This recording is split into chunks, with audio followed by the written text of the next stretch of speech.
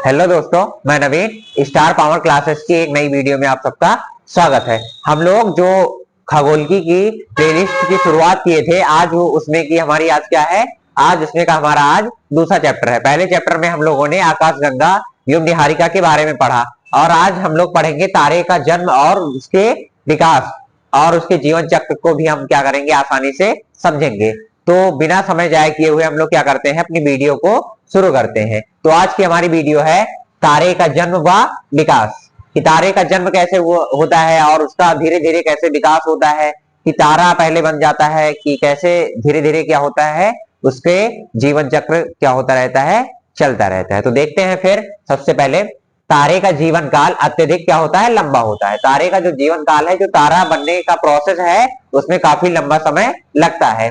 आगे फिर यदि हम अपनी मंदाकिनी, हमारी मंदाकिनी का में क्या है, हमारी लिखा है इसमें, यदि हम अपनी मंदाकिनी के तारों की विभिन्न अवस्थाओं का अध्ययन करें तो आसानी से हम लोग क्या कर सकते हैं, तारे के जीवन चक्र को आसानी से और भली भांति क्या कर सकते हैं, समझ सकते हैं। इसमें है लिखा है इसमें मंदाकिनी के तारों की विभिन्न अवस्थाओं की, क्योंकि क्या होता है, जो मंदाकिनी होता है उसमें भी क्या होता है, तारों का निर्माण होता है। तो इसीलिए इसमें कहा गया है कि मंदाकिनी के तारों की विभिन्न अवस्थाओं का अध्ययन करें तो आसानी से आप क्या कर सकते हैं, तारों के जीवन चक्र को समझ सकते हैं। आगे हम देखते हैं कि तारे के जन्म की जो शुरुआत होती है वो कहां से होती है। तो सबसे पहले क्या होता है कि तारों के को जो निर्माण प्रक्रिया है उसमें सबसे पहले क्या होता है, गैसों का मेघ बनता है। गैसों का मेघ, तो किसी तारे का जीवन आकाशगंगा की तीसरी भुजा में हाइड्रोजन व हीलियम के बादलों के बनने से क्या होता है, शुरुआत होता है। सबसे पहले देखते हैं आकाशगंगा या मंदाकिनी को। ऐसे क्या होता है, ये हमारी आकाशगंगा है। पहली वीडियो में हमने आपको बताया था कि आकाशगंगा क्या होती है और वो कितने प्रकार के होते हैं, तो उन सब पर हम लोगों ने क्या किया है, पहली वाली वीडियो पर हम लोगों ने चर्चा कर लिया। अब देखते हैं फिर जो हमारा है, ये है आकाशगंगा या मंदाकिनी जो है हमारा, इसका जो मध्य भाग होता है या केंद्र का, इसको हम लोग क्या कहते हैं, क्रोड, क्रोड कहते हैं। और इसको क्रोड को क्या कहते हैं, इसको बल्ज कहते हैं। और ये क्या है, आकाशगंगा की, ये है आकाशगंगा की मध्यवर्ती भुजा है ये। और ये क्या है, आकाशगंगा की तीसरी भुजा है, जहां पर क्या होता है, नए तारों का निर्माण होता है, या नए तारे यहीं पर क्या होते हैं, बनना शुरू होते हैं। इसलिए कहा गया इसमें कि किसी तारे का जीवन आकाशगंगा की तीसरी भुजा, तीसरी यही किनारे लास्ट वाली भुजा है जहां पर क्या होता है, तारों का जन्म होता है। इसमें क्या होता है, सबसे पहले तीसरी भुजा में हाइड्रोजन व हीलियम के बादलों के बनने से शुरू होता है। अब तारे के निर्माण की जो शुरुआती प्रक्रिया है, पहले क्या होता है, उसमें पहले हाइड्रोजन से हीलियम के क्या होते हैं, हाइड्रोजन व हीलियम के गैसों के मेघ बनते हैं। इन गैसों के मेघ को हम लोग क्या कहते हैं, स्टालर नेबुला कहते हैं। जो तारे निर्माण का पहला चक्र है, जिसमें क्या होता है, हाइड्रोजन व हीलियम के बादल बनते हैं या जो गैसों का मेघ बनता है, उसको हम लोग क्या कहते हैं, स्टालर नेबुला कहते हैं। आगे अब देखते हैं कि पहला स्टेप तो ये रहा तारे के निर्माण का, पहला स्टेप है गैसों का मेघ, और दूसरा स्टेप क्या है, आदि तारा। आदि तारा क्या है, जब आकाशगंगा में हाइड्रोजन का बादल क्या हो जाता है, काफी बड़ा हो जाता है। गैसों के मेघ में क्या होता है, जो आकाशगंगा की तीसरी भुजा है उसमें हाइड्रोजन व हीलियम के बादल क्या होते हैं, बनना शुरू होते हैं। और आदि तारा में क्या है, जब आकाशगंगा में हाइड्रोजन का जो बादल है वो क्या हो जाता है, काफी बड़ा हो जाता है, तो गुरुत्वाकर्षण के प्रभाव से गैसीय पिंड क्या हो जाता है, उसमें सिकुड़ने लगता है। जो ये हाइड्रोजन का बादल बन रहा है वो धीरे धीरे क्या हो रहा है, सिकुड़ रहा है। और किसके कारण सिकुड़ रहा है, जो गुरुत्वाकर्षण है उसी के कारण क्या हो रहा है, इसके केंद्र में क्या हो रहा है, सिकुड़न आ रही है। तब यह क्या कहलाता है, आदि तारा कहलाता है।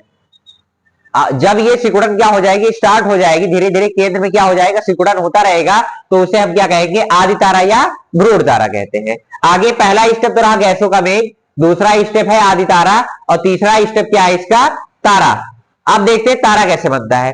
आदि तारा के सिकुड़ने पर गैसों के बादल में क्या हो जाता है, परस्पर टक्करों की संख्या क्या होती है, बढ़ जाती है। जब कोई चीज सिकुड़ेगा तो उसमें जो अणु होंगे, परमाणु होंगे, या जो गैसों के कण होंगे, वो क्या होंगे, आपस में बहुत तेजी से क्या करने लगेंगे, टकराने लगेंगे। जैसे क्या किया जाए, कुछ व्यक्तियों को कमरे में बंद कर दिया जाए तो वो आपस में क्या होंगे, ढेर सारे व्यक्ति जब रहेंगे तो कमरे में क्या होंगे, एक दूसरे से टक्कर खाएंगे। तो इसी तरह क्या होता है, जब आदि तारे के केंद्र में जो केंद्र होता है उसमें क्या होता है कि बादलों में परस्पर टक्कर होने लगता है, वो चाहे गैस के अणु हो या और किसी पदार्थों के क्या होते हैं अणु होते हैं, तो आपस क्या होता है उसमें टक्करों की संख्या जो है वो क्या हो जाती है, बढ़ जाती है।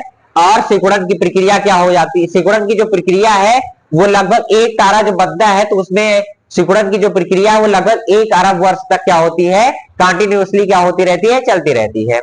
वह आंतरिक तापमान क्या हो जाता है, अपरिमित हो जाता है। हाइड्रोजन से हीलियम के नाभिक बनने लगते हैं। अब धीरे धीरे क्या हो रहा है, नाभिकीय संलयन के द्वारा जो हाइड्रोजन के नाभिक हैं वो क्या हो रहा है, किसमें, हीलियम के नाभिक में क्या हो रहे हैं, बदल रहे हैं, जिससे अंदर का ताप दाब क्या हो जाता है और ज्यादा बढ़ जाएगा, क्योंकि नाभिकीय जो संलयन क्रिया है वो लगातार क्या हो रही, कंटिन्यूअसली चल रही है। इसके द्वारा क्या होता है, अंदर का मतलब केंद्र में ताप व दाब और ज्यादा क्या हो जाता है, बढ़ जाता है। तो यही अवस्था क्या कहलाती है, एक तारे का निर्माण हो जाता है। इससे आगे अब हम लोग बात करते हैं कि जो तारा बनके तैयार हुआ इसका तत्वीय संगठन क्या क्या है। तो इसमें जो हाइड्रोजन है, हाइड्रोजन कितना प्रतिशत है, 70%। तारे के केंद्र में क्या पाया जाता है, हाइड्रोजन पाया जाता है। और आगे बात करें हीलियम, तो हीलियम 2.8% है।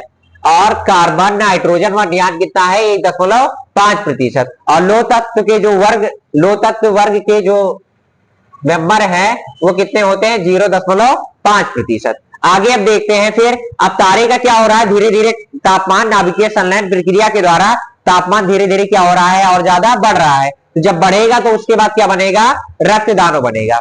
देखते हैं फिर जैसे जैसे तारे के केंद्र में नाभिकीय संलयन अभिक्रियाएं होती हैं, तो अभी बताया थोड़ी देर पहले कि जो है केंद्र में, जो तारे का केंद्र है उसमें क्या हो रहा है, नाभिकीय संलयन की प्रक्रिया जो है वो कंटिन्यूअसली क्या कर रही है, रन कर रही है, जिससे क्या हो जाता है, केंद्र का तापमान और ताप दाब क्या हो रहा है, तेजी से बढ़ रहा है। उसका हाइड्रोजन किसमें परिवर्तित हो रहा है, धीरे धीरे अब हीलियम में। अतः कुछ समय बाद क्रोड मतलब केंद्र में हीलियम की क्या हो जाएगी, प्रधानता हो जाएगी। जब नाभिकीय संलयन के द्वारा हाइड्रोजन हीलियम में बदल जाएगा तो उसके केंद्र में हीलियम की प्रधानता हो जाएगी। आगे देखते हैं फिर वह नाभिकीय संलयन अभिक्रिया क्या हो जाएगी, रुक जाएगी। रुक क्यों जाएगी, जब हाइड्रोजन से पूरी तरीके से अब किसमें बदल जा रहा है, हीलियम में, तब क्या हो जाएगा, फिर नाभिकीय संलयन की अभिक्रियाएं जो है वो रुक जाएंगी। इससे केंद्र में क्या हो जाएगा, दबाव कम हो जाएगा। जब नाभिकीय संलयन की अभिक्रियाएं क्या हो जाएंगी, रुक जाएंगी, तो उससे क्या हो जाएगा, दबाव कम हो जाएगा तथा तारा क्या हो जाएगा, सिकुड़ने लगेगा। परंतु तारे के बाह्य कवच की हाइड्रोजन हीलियम में क्या होता है, संलयित होने लगता है। अब अंदर का जो भाग है केंद्र में हाइड्रोजन से हीलियम में परिवर्तित नहीं होगा, क्योंकि उसमें क्या है, नाभिकीय संलयन की अभिक्रिया होना रुक गई है। लेकिन जो बाह्य कवच है तारे का, उसमें हाइड्रोजन से हीलियम में क्या होता रहेगा, परिवर्तन होता रहेगा। इस अवस्था के तारों को हम लोग क्या कहेंगे, रक्तदानव कहेंगे। जो ऐसी अवस्था आ जाएगी तारे की तो हम उसको क्या कहेंगे, रक्तदानव कहेंगे। और ये रक्तदानव कहेंगे क्यों, क्योंकि इसका रंग क्या हो जाएगा, रंग बदलकर इसका लाल हो जाएगा। आगे अब हम लोग बात करते हैं कि जो हमारा तारा बना है, जैसे रक्तदानव है या तारा है, तारा अगर क्या हो जाएगा 1.44 सूर्य के द्रव्यमान से अगर इसका द्रव्यमान क्या हो जाएगा, अगर अधिक हो जाएगा तो ये तारे के समान पहले बदलेगा, लाल दानव, फिर श्वेत वामन, काला वामन, उसके बाद फिर सुपरनोवा, फिर न्यूट्रॉन तारा, और उसके बाद क्या किसमें बदलेगा, ब्लैक होल में बदलेगा। अगर यही क्या है 1.44 ms जो है, ये क्या है, चंद्रशेखर सीमा है।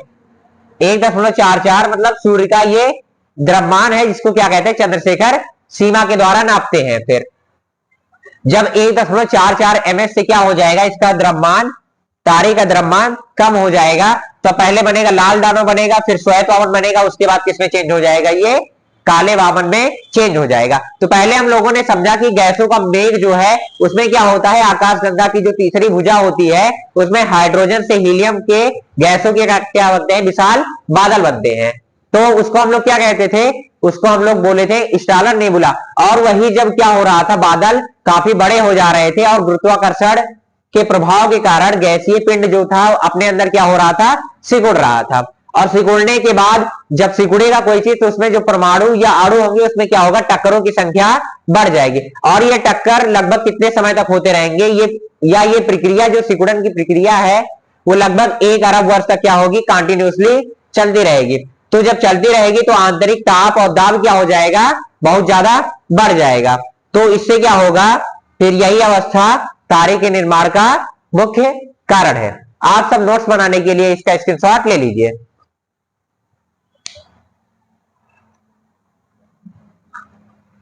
आगे हम लोग नेक्स्ट क्लास में हम लोग देखेंगे, इसके बाद हम लोगों ने रक्तदानों को पढ़ लिया है, हम लोग नेक्स्ट क्लास में देखेंगे श्वेत वामन को देखेंगे, फिर काले वामन, फिर सुपरनोवा, फिर न्यूट्रॉन तारा, उसके बाद देखेंगे ब्लैक होल, उसके बाद हम देखेंगे कुछ तारों के कलर, क्या सभी तारों के कलर सेम होते हैं या अलग अलग होते हैं, इसके बारे में चर्चा हम लोग अपने नेक्स्ट वीडियो में करेंगे।